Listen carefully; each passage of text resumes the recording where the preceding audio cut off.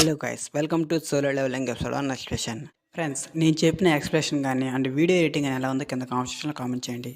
And మీకు ఎలాంటి anime expression చేయాలో కింద కామెంట్ సెక్షన్లో కామెంట్ చేయండి. స్టోరీలోకి వెళ్తే విచిత్రంగా ఎర్త్ మీద డిఫరెంట్ ప్లేస్లో పోర్టల్స్ ఓపెన్ అవుతాయి. అండ్ ఆ పోర్టల్స్ ఎర్త్కి అండ్ డిఫరెంట్ ప్లేస్కి కనెక్ట్ అయి ఉంటుంది. ఈ పోర్టల్స్లో విచిత్రమైన మోన్స్టర్స్ కూడా ఉంటాయి. ఈ మోన్స్టర్స్ని మనం మామూలు వెపన్స్ ఏమీ చేయలేవు.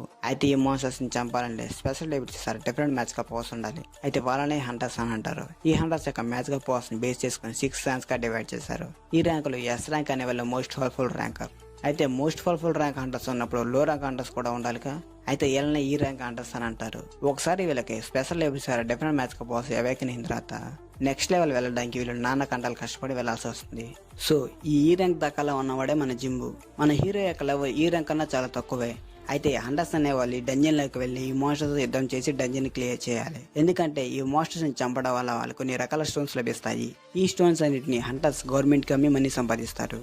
అయితే కొంతమంది హంటర్స్ ఒక డంజన్ దగ్గర గ్రూప్గా జాయిన్ అయి ఉంటారు. అయితే ఒకసారి పార్క్ అనే హంటర్ వాళ్ళ వైపు ప్రెగ్నెంట్ అవ్వడం వల్ల పార్క్ ప్లేస్లోకి మన జిమ్ముని జాయిన్ చేసుకుంటారు. ప్రజెంట్ పార్క్ మళ్ళీ వస్తాడు. తన ఫ్రెండ్ అయిన కిమ్తో మాట్లాడుతూ ఉండగా అక్కడికి జింబు కూడా వస్తాడు. అది చూసి అక్కడ ఉన్న వాళ్ళందరూ జిమ్ముని విష్ చేస్తూ ఉంటారు. అది చూసి పార్క్ కిమ్తో ఇలా అంటాడు, ఏమిటి కిమ్, ఈ కుర్రాడు మనందరిలో మోస్ట్ పవర్ఫుల్ ర్యాంక్ హంటర్ ఏమిటి? తనని అందరూ విష్ చేస్తున్నారు అనగానే పార్క్ ఇలా అంటాడు, అదేమీ కాదు, తనకి పూర్తిగా ఆపోజిట్. ప్రపంచంలో మోస్ట్ వీకెస్ట్ హంటర్లు అయిన ఈ ర్యాంక్ కన్నా చాలా తక్కువే. అందుకే తనని అందరూ విష్ చేస్తున్నారు.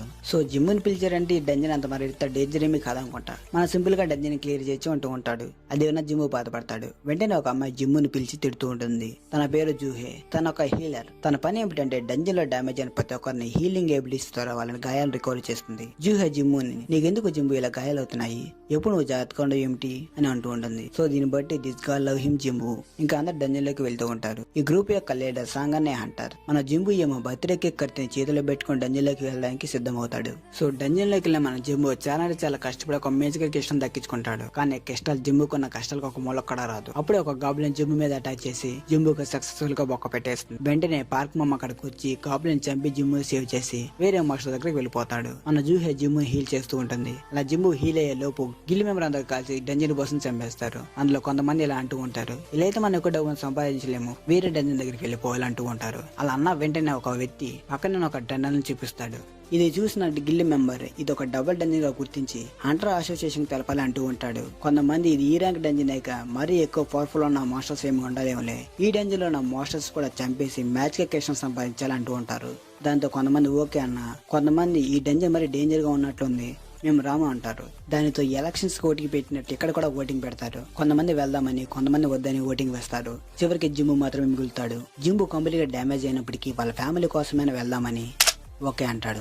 అలా వెళ్తూ ఉండగా మనం డంజన్ బాస్ ని చంపేసి చాలా సమయం అయింది, ఇంకా 20 మినిట్స్ మాత్రమే ఉంది అంటూ ఉంటాడు. ఈ డంజన్ ని 20 మినిట్స్ లో కంప్లీట్ చేసేసి ఈ డంజన్ నుండి బయటికి వెళ్ళిపోవాలంటూ ఉంటాడు. జూహే జింబు మీద కోపంగా ఉంటుంది. ఎందుకంటే జింబు అంతలా డ్యామేజ్ అయినప్పటికీ డంజన్ లోకి వెళ్దాం అన్నాడని. అలా కొంత దూరం వెళ్ళిన తర్వాత వాళ్ళకి పెద్ద గేట్ కనిపిస్తుంది. ఆ డోర్ ఓపెన్ చేయగానే చుట్టుపక్కల మొత్తం పెద్ద పెద్ద విగ్రహాలు ఉంటాయి. అండ్ మధ్యలో చాలా ఖాళీగా ఉంటుంది. లోపలికి వెళ్ళిన కాడ ఒక్క మాస్టర్ కూడా బయటకు రాదు. పైగా విగ్రహాల పైన ఏదో రాసి ఉంటుంది. అది చదవటం మొదలుపెట్టి కంప్లీట్ చేయగానే డోర్ క్లోజ్ అయిపోతుంది. దాని అందరూ మేము చెప్పాముగా మనం ఇరుక్కుపోయాం అంటూ ఉంటారు. ప్రతి గ్రూప్ ఒక నడ్డుడు ఉంటాడు. అయితే వాడే ఈడు పెద్ద డోర్ ను వంశపంతో ముక్కలు చేసే వాళ్ళ డోర్ దగ్గరికి వెళ్తాడు. అలా వెళ్ళిన వెంటనే ఆ డోర్ కి కాపలా ఉన్న విగ్రహాలు మన నడ్డుని చంపేస్తుంది. దాంతో ఇందాక భయపడిన ప్రతి ఒక్కరు ఇప్పుడు భయపడతారు. పక్కనే ఉన్న జూహే జింబుని పిలిచి ఈ స్టాచ్యూ ఇందాకనే మనల్ని చూసిన జింబు అంటుంది. జింబు ఈ స్టాచ్యూని చూసిన వెంటనే అందరూ కిందకి వంగండి అంటాడు. ఎందుకంటే ఈ స్టాచ్యూ ఐస్ నుండి ఫైర్ రిలీజ్ అవుతుంది. దాని వల్ల గ్రూప్ లో ఉన్న సగం మంది చనిపోతారు. దానితో జింబుకి అర్థమైపోతుంది, ఇరుక్కుపోయినరా బాబు అని.